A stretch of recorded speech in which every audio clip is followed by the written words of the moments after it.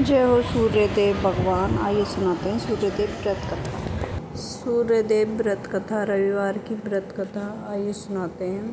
पूजा विधि। सर्व मनोकामना की पूर्ति हेतु रविवार का व्रत श्रेष्ठ है। इस व्रत की विधि इस प्रकार है। प्रातःकाल स्नान आदि से निवृत्त होकर स्वस्थ वस्त्र धारण करें।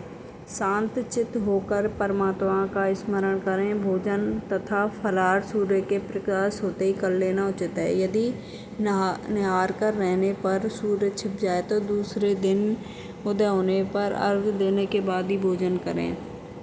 व्रत के दिन नमकीन तेल युक्त भोजन का कदापि न करें।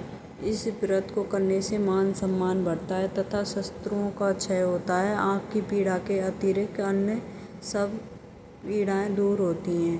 कथा प्रारंभ। एक बुढ़िया थी जिसका नियम था प्रति रविवार को सवेरे सवेरे ही स्नान आदि कर घर को गाय के गोबर से लीपकर भोजन तैयार कर भगवान को भोग लगाती थी और स्वयं भोजन करती थी। ऐसा व्रत करने से उसका घर अनेक प्रकार के धन धान्य से पूर्ण था।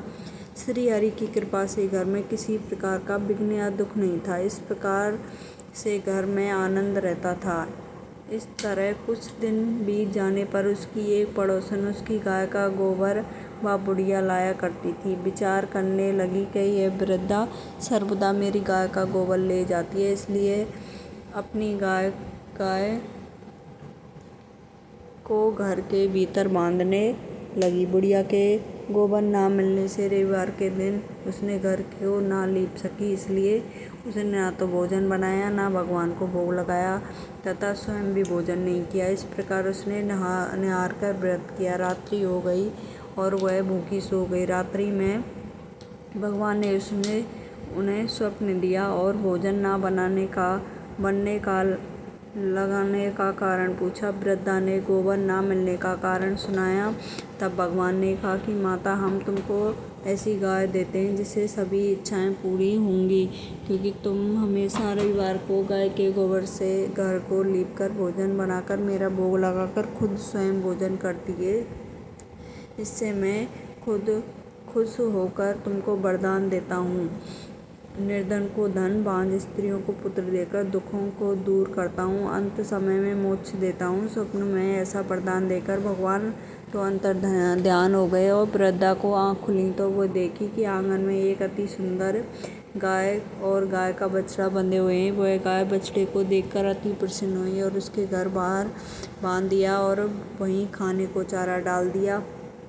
जब उसकी पड़ोसन ने बुढ़िया के घर के बाहर एक अति सुंदर गाय और बछड़ा देखा तो द्वेष के कारण उसका हृदय जल उठा। उसने देखा कि गाय ने सोने का गोबर किया है तो वह उस गाय का गोबर ले गई और अपने गाय को गोबर उसकी जगह रख गई। वह नित्य प्रतिदिन ऐसा ही करती रही। सीधे साधे बुढ़िया को इसकी खबर होने नहीं दी तथा सर्वव्यापी ईश्वर ने सोचा कि चालाक पड़ोसन के कर्म से बुढ़िया ठगी जा रही है, तो ईश्वर ने संध्या के समय अपनी माया से बहुत जोर की आंधी चला दी। बुढ़िया ने अंधेरे के भय से अपनी गाय को अंदर बांध लिया। प्रातःकाल जब बुढ़िया ने देखा कि गाय ने सोने का गोबर दिया है तो उसके आश्चर्य की सीमा नहीं रही और प्रतिदिन गाय को घर के भीतर बांधने लगी। उधर पड़ोसन ने देखा कि बुढ़िया गाय को घर के भीतर बांधने लगी है और उसका सोने का गोबर उठाने का दाव नहीं चलता तो वो ईर्ष्या और ढाल से जल उठी। कुछ उपाय ना देख पड़ोसन ने उस देश के राजा की सभा में जाकर कहा, महाराज, मेरे पड़ोस में एक वृद्धा के पास ऐसी गाय है जो आप जैसे राजाओं के योग्य है।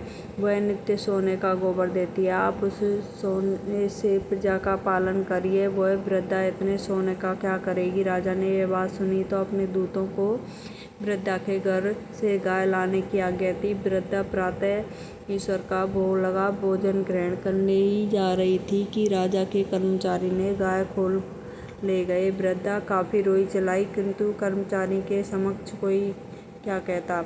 उस दिन वृद्धा गाय के वियोग में भोजन न खा सकी और रात भर रो रो कर ईश्वर से गाय को पुण्य पाने के लिए प्रार्थना करती रही। उधर राजा गाय को देखकर बहुत प्रसन्न हुआ। लेकिन सुबह जैसे ही वह उठा, सारा महल गोबर से दिखाई देने लगा। राजा ये देखकर घबरा गए। भगवान ने रात्रि में राजा को स्वप्न में कहा, हे राजा, गाय को वृद्धा को लौटा दो, नहीं तो तेरा भला नहीं है।